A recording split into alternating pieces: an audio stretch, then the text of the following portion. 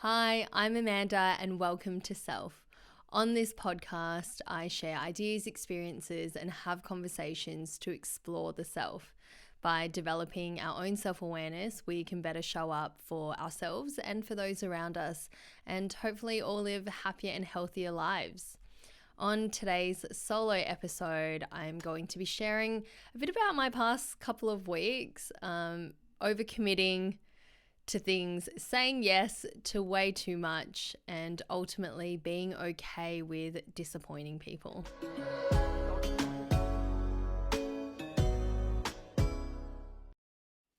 There have been several times in my life where I know that I've absolutely overcommitted to things.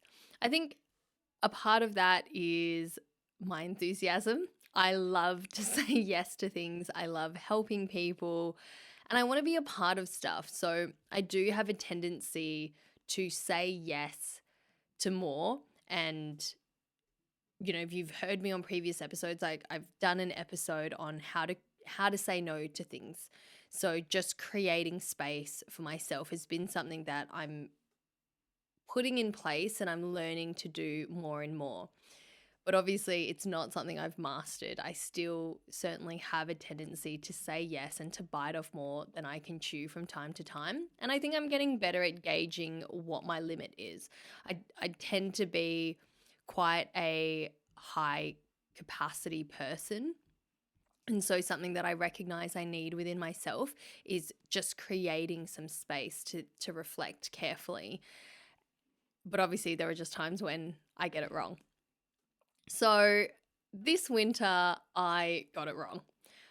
And the past couple of months, I've been juggling way too much. So I said yes to a number of different projects and work. And I honestly believed that I had it within me to balance it all. I was like, all right, I'm here for winter. I can handle, my current workload, add on a little bit extra snowboarding, maintain a long distance relationship, do the podcast, help with my partner's business. So there was just a lot there. And I recognize a part of that is perhaps me overestimating my own ability to juggle it all because I feel like I'm like, oh, it's okay for me to juggle all of this, and I tend to manage my time quite well. And I've got a lot of energy to do all of this. So I made a lot of good choices. Like I haven't been out late. I've been sleeping early. Haven't really partied. Didn't drink. I made all of these decisions to create more space within myself so that I could keep up this balancing act. What I found though, that regardless, I was still heading towards burnout. And then a couple of weeks ago, there were a couple of days where I was like, this is burnout pretty much. Like I'm right there. I'm on the cusp of it. There were a couple of days that I had to spend in bed and I couldn't do anything at all. I was just I felt quite demoralized, I think, and depleted of all my energy. I remember there was a powder day and I woke up, I had the morning off, and instead of being on the mountain, I was just in bed and on the phone with my partner. He was just there like to be with me. And yeah, I couldn't do anything that day, and that's so unlike me. So I recognized these signals that I was there, and it was something that, to be perfectly honest, I'd seen coming anyway. And so I then had to have some tough conversations. Like that recognition that I've now overcommitted myself, and now I've kind of down this rabbit hole where I've said yes to too much. I'm exhausted, I'm depleted, I'm burnt out. I, funnily enough, ignored my own advice, and said yes to way too much. And now I'm in this position. Now what? Was ultimately the question, right? Now what? So I could see that I've got all of this stuff in front of me. There are things that I cannot and are choosing and will not drop. This podcast, for example, is something that I am passionate about and that I want to do.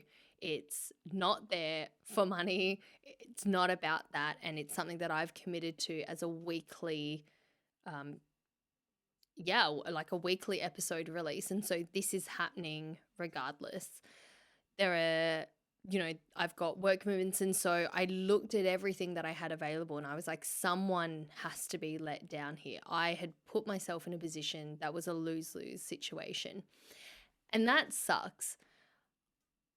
I think none of us enjoy letting people down, but we also don't enjoy letting ourselves down either. And something that I was sitting with was, not only do I feel like I'm about to let people down who I care about and who I value, but I've also let myself down because I did this thing again where I overcommitted, where I bit off more than I could chew. Okay, but then the reality is like, okay, this is the situation that I'm in. Now what?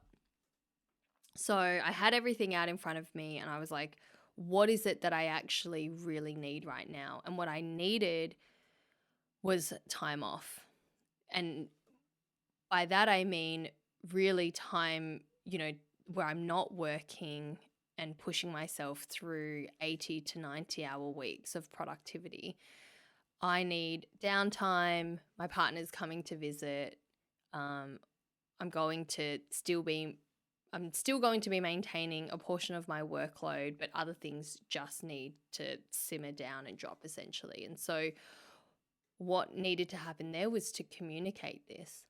And I recognized that communicating this meant I was going to be disappointing people, because now there was a shift in what I was able to give, and that didn't meet certain expectations. And so because I've got another job here in Japan with a company who I love and really value and love being a part of, that meant that, that was something that I could no longer honor and live up to. And so that was disappointing for me. And I had to have these conversations where I'm now having to, I guess, what I felt was I back out of an agreement that I'd made, and I could no longer see things through. But what I could recognize there was the circumstances had changed. And I know, and what I completely acknowledged was, this isn't what I expected. And I acknowledged that I made an active decision to say yes to more than I could handle. And it's like, hey, I will be the first to admit, like, I messed up, right? But we can't go back and change things. It's just, what can we do about it now? And so I think when you realize, that you have overcommitted to things and you actually can't deliver perhaps on something that you've promised. In my case, that I really couldn't see through working as much as I'd committed to. The first thing there that was needed was just clear communication and a reestablishment of now what boundaries need to exist for me. And I could see there that doing that, like, one, wasn't fun for me because I don't like letting people down. But that clear communication has to exist. I guess my options there and what I communicated was, hey, I'm sorry. Like, I acknowledge that I've taken on way too much. I acknowledge that this is now a change in what I'm able to offer. And this is now what I need. Like, I need some time off and I need to step away and step back. And that might not meet now the needs for the business, which is ultimately what happens. So I think clear communication ultimately is respectful to people, especially in this situation where I knew that I was going to be letting people down and disappointing people. So that's needed. But I suppose the predecessor to that is really acknowledging what your needs are so that you can communicate that clearly. Um, and from there, my decision was to resign from my job here in Japan. And again, like, that's not fun. Hey, that came, my manager is one of my mates as well. So there's a level of disappointing someone who you work for, but then there's also disappointing a mate, which isn't great. And what I had acknowledged to him was like, this is a lose-lose situation for everyone. But ultimately, what I have to be okay with is making decisions that are good for my health and my well-being and that are good for me.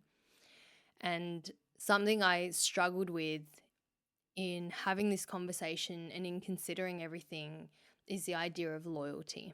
Like, I'm someone who likes to honor my word, and if I promise something, I want to deliver on it. And I'm also loyal to people who treat me well.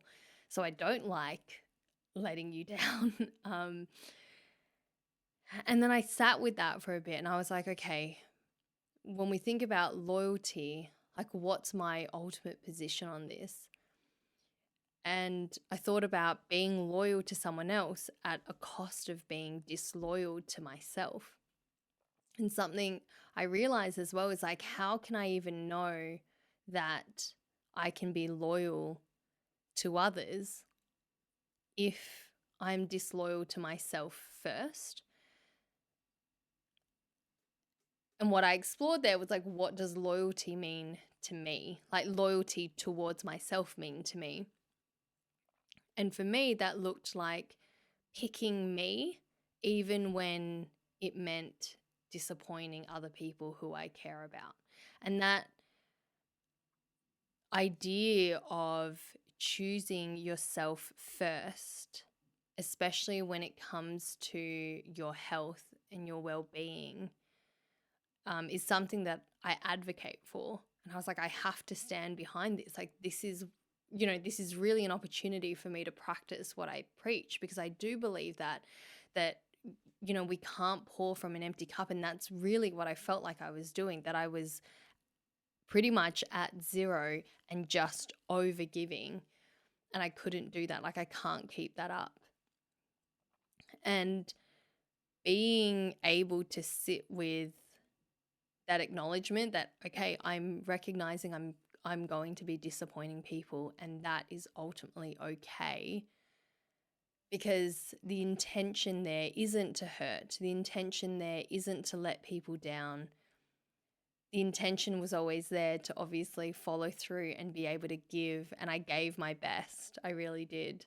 But ultimately, I have to be comfortable with the discomfort of disappointing people. Ultimately, I have to choose myself and be able to gauge what it is I can honestly give now, even if that shifts. And I think sometimes in the past, I've been very rigid with my approach, where I've gone, well, you've said this, so now you just need to do it and follow through, and that's it. And something that I recognize is, we change. We change as people, our capacity changes, our needs change, and that's okay, where we are in a constant state of changing. And that's okay, so long as we do communicate that to people clearly, and we allow people the time and the space to also then change with us and decide whether or not it's going to work, And in this case, for me, I could no longer offer what I'd hoped to have offered. And that meant, obviously, like I said, resigning from this position and letting some people down who I really wish I didn't have to and who I care about. Now, the next thing to that is just being okay with disappointing people. That I think is just something that we have to slowly get used to. If you're a bit like me and you tend to be a people pleaser, I was sent a meme from my friend who was like, it's not a bad thing to be a people pleaser. It's because we care. It's because we want to see people happy. And I agree. I think that that's a great thing. But we have to then also remind ourselves that we don't have to do it at the cost of ourselves. We don't have to do it at a cost beyond what we're willing and what we want to give. And that's what we have to keep in check. And so when we're not able to, I guess, please people, we're not able to give what it is that people want, and we say, hey, this is what I'm able to give, people have a choice whether to accept that or not. And if what it is that you're able to give disappoints people, that's okay. That's okay, because you've then established a boundary. You've clearly communicated what it is that you are willing and able to do, and people have a choice whether to receive and accept that or not. And that's okay. And if the ultimate result of that is that it's not enough for them and they are disappointed, then that's okay. And yeah, honestly, I think that's really it. For me, having to sit with that hasn't been comfortable. It's not been fun. And I have had a few conversations, and now I feel a lot better about it, because having that downtime has actually been so beneficial for me. And I know that I made the right decision, and I back myself on that. And I'm glad that I chose myself, even though the cost of that was disappointing people. But ultimately, I think in a lose-lose situation where it's, a choice of choosing yourself over others, I don't think that we often choose ourselves and then feel resentful towards others. But it's usually the case that when we pick others over ourselves and we cross our own boundaries, that's when we typically feel resentment and perhaps some regret. So yeah, I hope that my sharing this with you allows you to think a bit about times perhaps when you've overcommitted, and maybe the cost of that has been having to disappoint people. And maybe, I think in the past there have been many times when I've chosen to push through and put my needs aside so that I didn't have to disappoint people. And like I said, for now I'm shifting towards picking myself and recognizing my own needs and honoring that first. And what that has allowed for me, especially now, is just an increase in capacity and energy to be able to give again. Perhaps not to the business because I've resigned, but in other capacities, and be able to really show up and be present, because that was something that was slowly being taken away. I just didn't have energy for anything anymore. So yeah, that's me for the week. Thank you for listening and tuning in. I am always interested to receive feedback and to hear about your own experiences. And so if this is something that really relates to you, then tell me, please. You can follow me on Instagram. You can follow the podcast at self_podcast. You can follow me at Amanda Letran. That's Letran. And you can watch this podcast on YouTube or listen on Spotify or anywhere else you get your podcasts. I release episodes every Thursday, and I will see you next week.